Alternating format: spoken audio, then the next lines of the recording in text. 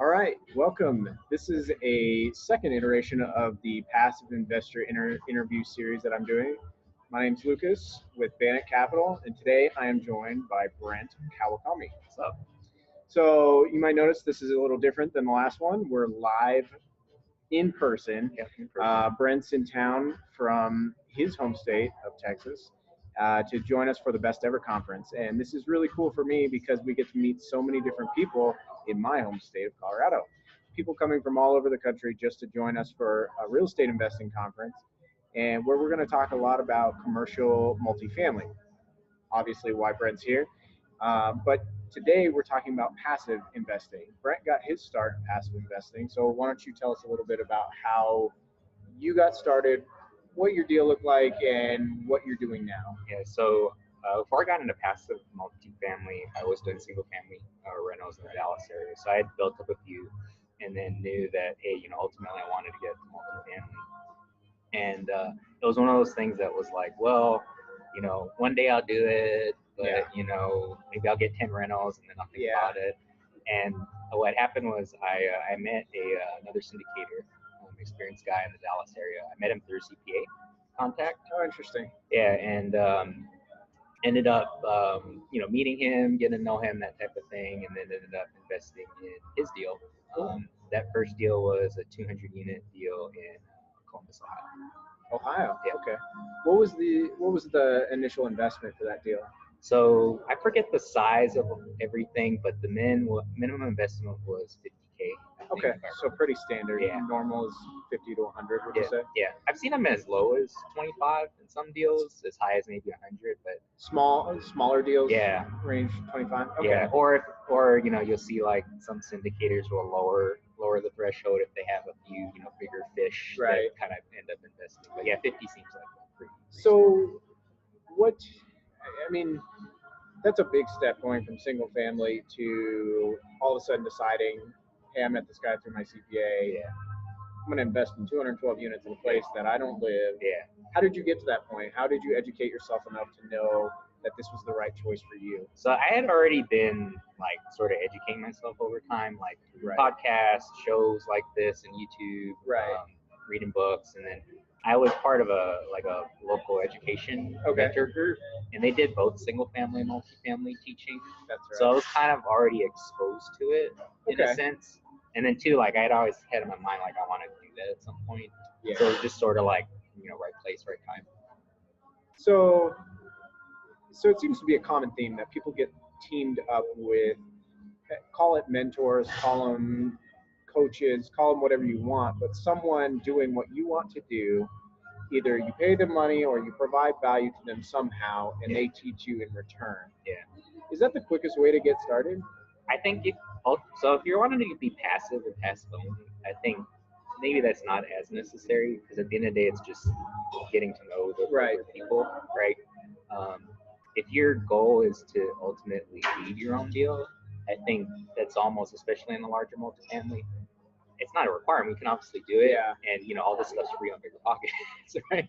But it's sort of when you get to that stage, there's a lot of like it's an unfair game, right? It's kind of who you know and those types of things. It is. So I spent my time for a long time looking at deals that weren't deals because I didn't have the track record, and brokers don't trust you. Yeah. But you team up with the right people, you trust them with your money, and that's really how it is for a passive investor, right? Yeah. You find the people, you trust them, and you give them money, and if it goes well, you want to continue that relationship. Yeah. So it obviously went okay for you because you're still here. I still do it. You still do it, and you went on to do more passive, right? Yeah. And I think the good thing too about when you're getting to in that passive role, it kind of lets you dip your foot in a sense. Yeah. And see a deal from the inside out. Because at the end of the day, like we all get into this thing for passive income, right? And that's ultimately the goal. You may get into it, and you can kind of be as involved or not as involved and want it, and really get a taste for it. Is this really the thing I want to do? That's really cool because I personally believe that you should understand every aspect of the whatever you're investing in. Whether you're doing single family homes, you should understand what goes into a full rehab. How to change a toilet. You don't have to do it yourself. But from the passive side, it's not necessary. You don't have to understand everything about the deal. You just have to understand the basic structure of a deal, what goes into evaluating the metrics, and how to read the investor documents. So how did you go about educating yourself? Especially with the investor docs, because that's where I come up against the most resistance from folks, is they need the most help reading the private placement memorandum. Yeah. And I think really there's no sexy way to it. It's sort of like you got to look through it and ask questions to someone who's experienced. It just kind of is what it is. I think a lot of it is kind of the upfront of, getting to know the investor and having those discussions upfront, so that like, when you're talking about risks that are involved, or like what happens if, XYZ gets hit by a bus, what happens if we want to sell early, what happens, if, rents go down, blah, blah, blah, blah. So I think having a lot of that sort of upfront discussion with your investors maybe will help with that. But at the end of the day, it's like when someone gets a stack of documents that huge and has to read through it, it's going to scare anyone. Yeah, our latest one was 186 pages, which is, it's no small feat reading through that with legal documents. Yeah. But as much work as that is, that's almost all the work. Yeah. Once you put in that money and you read the documents, that you sign everything, you wire the money, your job is almost done. You have to read reports every once in a while. You have to check on the investment. You have to stay active in making sure that it's being managed correctly. But it's as passive as you can get in real estate, I would argue. Yeah, and some people don't even do that. It's kind of like, here's my money. It's not that we recommend that, but some people don't at all. Yeah, it's like, hey, here's my money. I got a good job that I make good funds at. Just send me a check every once in a while, and don't blow the thing to hell. Yeah. So, and it's that easy on the GP side, right? No. You basically don't do anything. No. Tell us about what goes into being a general partner or a sponsor or whatever you want to call them. Yeah. The person orchestrating the investment. Yeah. So it's a total 180, right? Because you're doing everything from locating a deal, getting under contract, going through due diligence.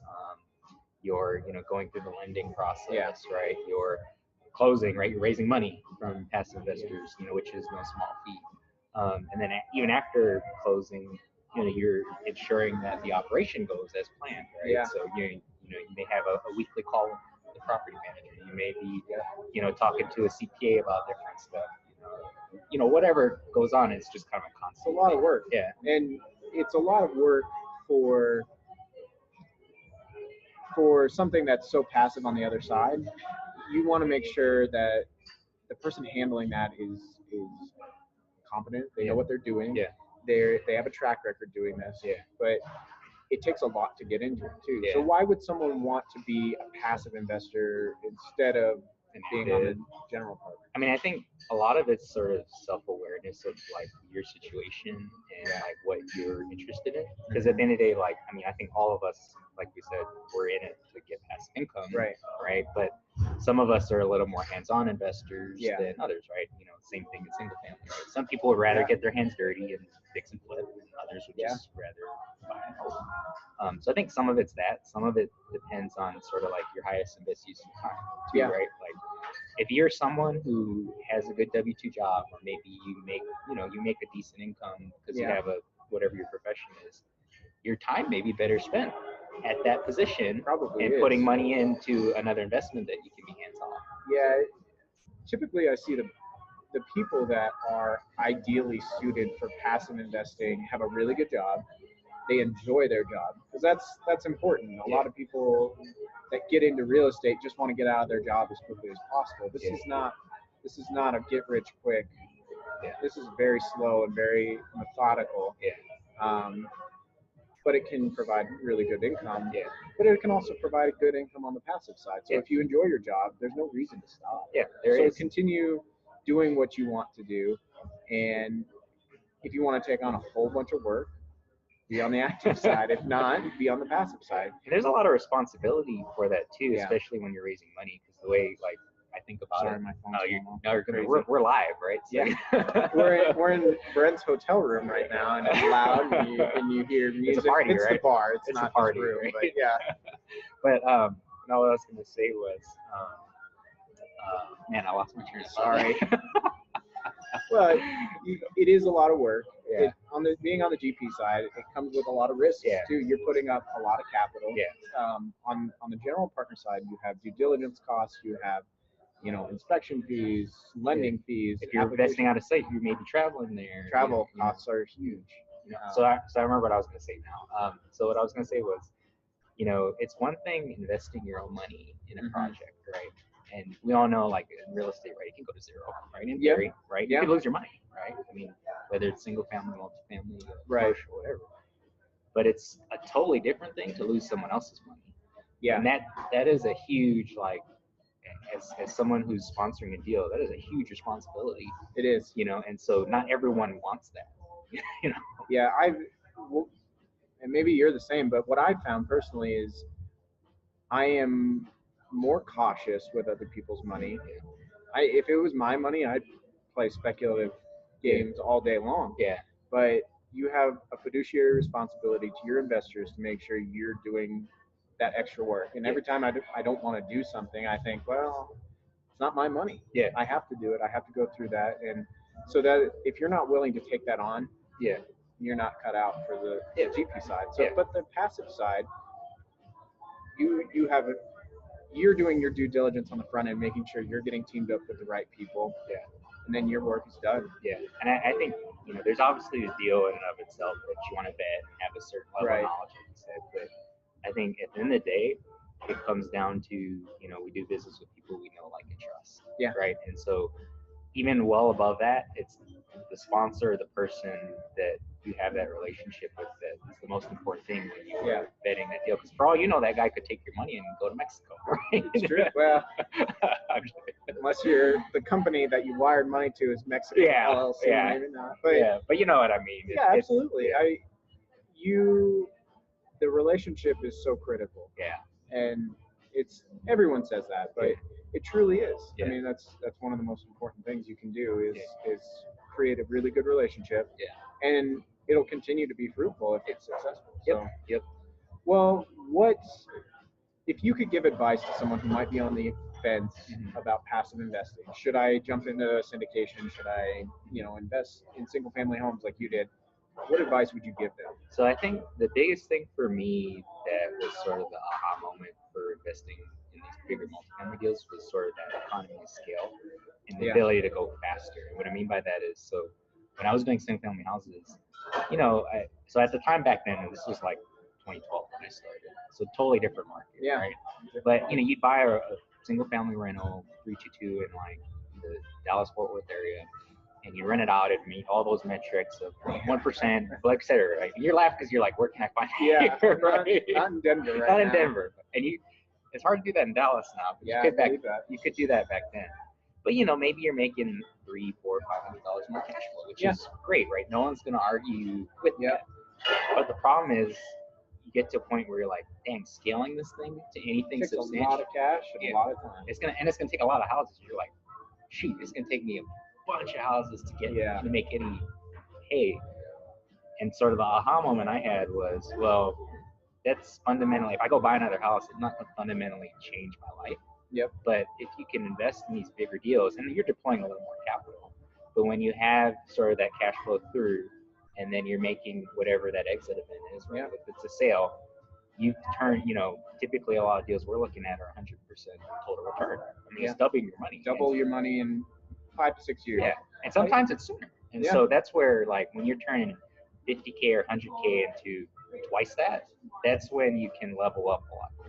Yeah, and a good way to think about that is a 15% internal rate of return, or an IRR.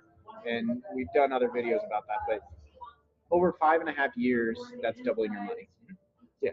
Which is powerful. Yeah. Very powerful. Yeah. And what's more powerful is you're doing very little work for that on the passive side. Yeah, that's true. Doing houses is great, but it's not passive. Yeah. As much as the homeowner, the single family home investor likes to think that it's passive, you're going over, you're fixing toilets, or you're taking calls from tenants, or you're showing the units to tenants, you're dreading that next text. Yeah. And then all it takes is, and that was totally my experience when I was self-managing my rentals, but then all it takes is, hey, one AC goes out, one big thing, and then all your cash flow for that 1 year is gone, right? Yeah. Whereas, in the multifamily space, it's truly a operating business, right? Yeah. That's really cool. That's managing all those things, and you are not the one that has to, lease the units out.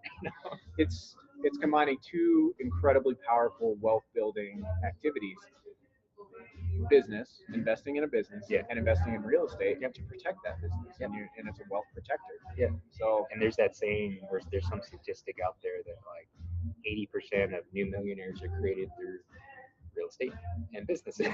That's awesome. Cool. Well, where can people reach you if they have questions or if they want to talk to you? Email address, website. Yeah, so you can email me at brent@hellomultifamily.com, and then our group is called Think Multifamily, so thinkmultifamily.com. Awesome. Cool. Thanks. Oh.